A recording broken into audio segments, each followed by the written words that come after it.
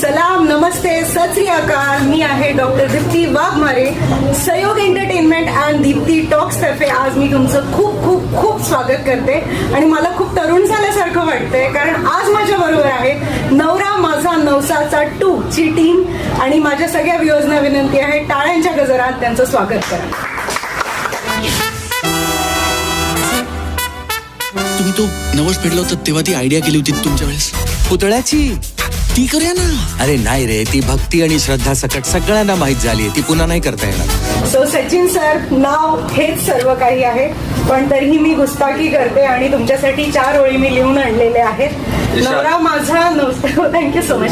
नवरा माझा नवसाचा 2 जितका आम्हाला प्रिय आहे तितकाच नवरा माझा नवसाचा 1 सुद्धा प्रिय आहे. आणि सचिन सर, तुम्ही एक नाव नाही आहात, एक प्रवास आहे सगळ्याच फॅमिलीसाठी. आजी आजोबांपासून ते आता एक नातू किंवा नातवंड, त्यांना सुद्धा एक आहे की सचिन जी की मूवी देखनी है. हे मी पाहिलंय. सचिन जीची नाही, लाडक्या सचिनची मी घाबरती म्हणायला. सचिन त्यांचा मी जी वगैरे कोणीच नाहीये. जी मध्ये काय होतं की थोडस काय म्हणतात परकेपणा होतो, लांबपणा होतो, नियरनेस जो आहे ना तो फक्त सचिन मध्ये. तुमच्या इंट्रो मध्ये नेहमी सुरुवातीला मी नेहमी बघायचो महाराष्ट्राचा लाडका सचिन सचिन सचिन. सो मी गुस्ताखी करते आणि हिअर वी गो. अष्टविनायकाच्या आशीर्वादाने नदिया का पार नवरी मिळाली नवऱ्याला, अशीही बनवीने केली मात्र गंमत जम्मत. सत्ते पे सत्ता ते आम्ही 7 पुते, असं म्हणत रणांगण तुम्ही राहिलं गाजवत. तू मे करत करत माझा पती करोडपती झाला आणि आयडियाच्या कल्पनेला महागुरूंचा कौल मिळाला.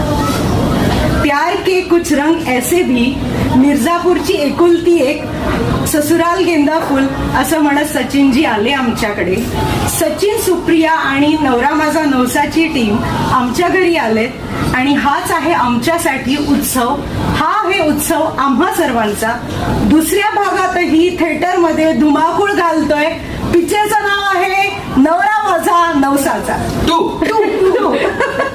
दुसऱ्या भागातही म्हणजे दिस वॉज ऑल अबाउट. खूप कमी शब्दांमध्ये मी काय तुम्ही केलेली मेहनत जी आहे ती खूप मोलाची आहे. गणपती बाप्पा मोरया. नवसाची मूर्ती आहे आमची. मूर्ती पण नवसाची, हा नवरा पण नवसाचा. फूल नहीं अंगार है.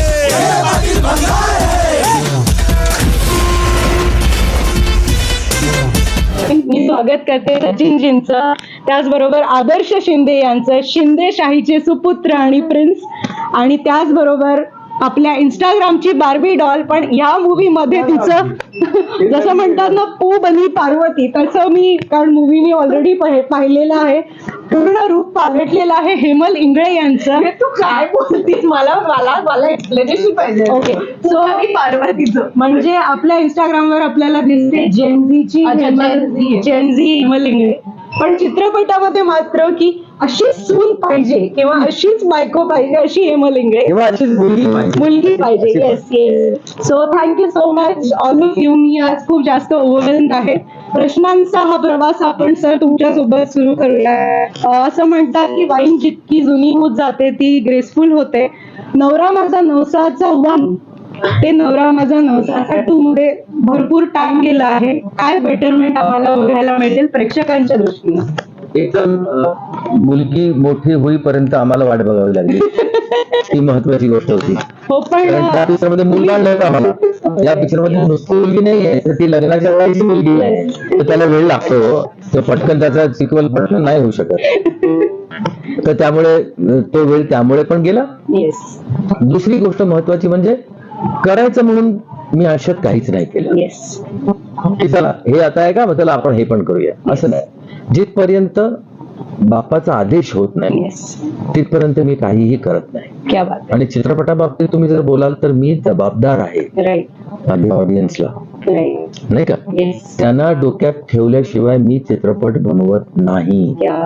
आणि मी जे बनवतो ते फक्त आणि फक्त माझ्या ऑडियन्स करता बनवतो, दुसऱ्या कोणाही करता. त्यामुळे मला तो अंदाज असल्यामुळे ना, माझ्या पिक्चरची स्क्रिप्ट वाचताना, माझ्या पिक्चरचं रीडिंग असताना, माझ्या पिक्चरचं शूटिंग होत असताना काही गोष्टी लोकांना वाटतात की हे असं का, हे थोडंसं असं वाटतंय का, की थोडं तसं वाटतंय का. काय मी इथं ओपन माइंडेड माणूस आहे ना, माझ्याकडे सगळे माझे जवळचे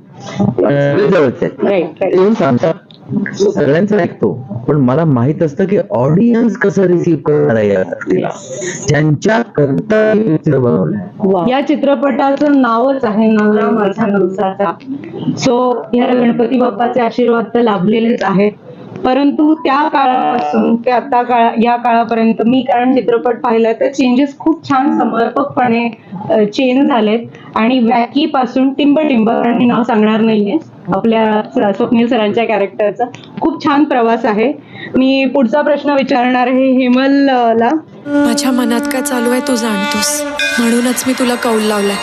जर माझं म्हणणं योग्य असेल तर प्लीज तुझा उजवा कौल दे. कसा फेडू मी हा नवस, जसा बाबांनी फेडला होता. हेमल, तुझ्या आतापर्यंतच्या सगळ्या ग्लॅमरस रोलमध्ये हा एक आदर्श मुलीचा जो कॅरेक्टर होता त्याबद्दल अगदी अगदी ग्लॅमरस असा हा जो ग्लॅमरस पासून ते खूप girl next door we can say, काय चेंज होता आम्हाला अगदी थोडक्यात सांग. म्हणजे असं ग्लॅमरस रोल जसे मी खरं तर फार केले नाहीयेत, पण ग्लॅमरस दिसते कारण ती कुठेतरी डिमांड आहे माझ्या प्रोफेशनची. माझ्या करिअरची सुरुवात सरांच्याच पिक्चर मधून झाली. माझा पहिला सिनेमा होता आशी ही आशिकी, ज्यात सरांनी मला लॉन्च केलं. आणि त्या इनफॅक्ट त्यावेळी पासून आता ती ग्लॅमरस साईड मी एक्सप्लोर केली असं म्हणेन मी. सर पहिल्यांदा मला भेटले तेव्हा ते म्हणाले, हेमल अगं किती टॉमबॉयिश आहेस तू, जरा शिक, जरा सुप्रिया सोबत वेळ घालव, यू रिमेंबर श्रिया बरोबर वेळ घालव, ते तुला सांगतील की एका हिरोईनने कसं असलं पाहिजे.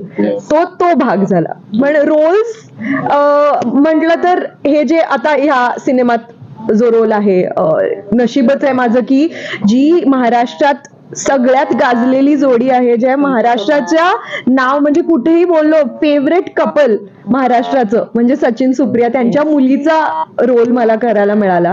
आणि तो म्हणजे ऑफकोर्स तो रोल इन इटसेल्फ आदर्श आहे. आणि त्यात सरांचे सिनेमे जे असतात ते फॅमिलीसाठी असतात. सो जसं सर म्हणाले ते ऑडियन्ससाठी सिनेमा बनवतात. आणि तसेच सगळे दर कॅरेक्टर्स तसे आहेत, नुसतं माझं कॅरेक्टर नाही, दर कॅरेक्टर असं आहे की आपल्याला ते हवंसं वाटतं. तशीच श्रद्धा आहे, माझं कॅरेक्टर जे आहे श्रद्धा. आणि एंटायर सिनेमा हा जेव्हा तुम्ही बघाल, जर तुम्ही पाहिला नसेल तर तुम्हाला तेच जाणवेल की सगळे कॅरेक्टर्स तुम्हाला हवेसे वाटतात, सगळे कॅरेक्टर्स तुम्हाला काहीतरी शिकवून जातात, काहीतरी आणखी हवे असं फिलिंग देऊन जातात. आणि सरांच्या सगळ्याच सिनेमात तसं होतं, आपल्याला सगळेच आवडतात, कोणाबद्दल बोलू आणि कोणाबद्दल नाही असं होतं. सर एक नवस आम्ही आता प्रेक्षकांतर्फे तुमच्यासाठी पूर्ण टीम साठी बोलतोय. तुमच्या दोघांसोबत म्हणजे सुप्रिया मॅम आणि तुमच्याबरोबर आम्ही श्रेयाचे पण खूप फॅन आहोत. सो लवकरच बायको माझी नवसाची यायला हवी. सो असा नवस आम्ही मनातल्या मनात बोलतोय आणि आय होप गणपती तथास्तु म्हणते.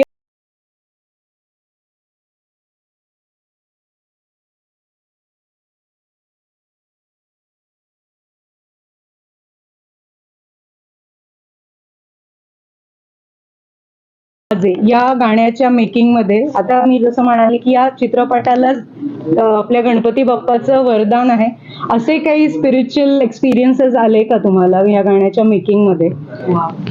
खूप किस्से आलेले, पण त्याच्याबद्दल सर नंतर सांगणार आहे. ओके. पण ही प्रोसेसच इतकी सुंदर होती. हे गाणंच करायचं ठरवलं सरांनी की डम डम डम डम डमरू वाजे, डमरूच्या तालावर बाप्पा नाचे.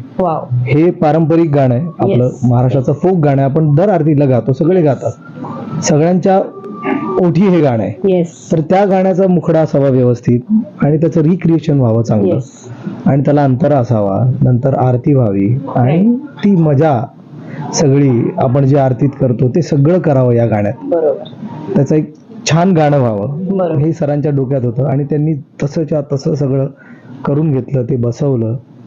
त्याचे शब्द प्रवीण दवणे यांनी लिहिले, रविराज कुलतरकर यांनी संगीत केलंय कारण ही गाणं खूप सुंदर झालंय, महाराष्ट्राने खूप प्रेम दिलंय या गाण्याला आणि जिथे जिथे आता मी जातोय तिथे सगळीकडे गातोय हे गाणं. तर याच्यापेक्षा मोठा आशीर्वाद काय आहे? Super Yes, super. आणि thank you. जिथे जिथे दादा येत नाही तिथे आम्हाला ते गायला लागतं. सो सिंगिंग करिअर मध्ये पण चान्स आहे. नाही करिअर मध्ये चान्स नाही, लोकांना ते इतकं आवडलंय गाणं ओठी बसलंय की सगळ्यांच्या. दादा नसेल तरी त्यांना ते हवं. चालेल. थँक्यू सो मच नवरा माझा नवसाचा टीम. खूप खूप खूप थँक्यू. तुमच्या तोंडात उकडीचे मोदक असं म्हणतात. I am waiting. Thank you so much sir. Thank you so much.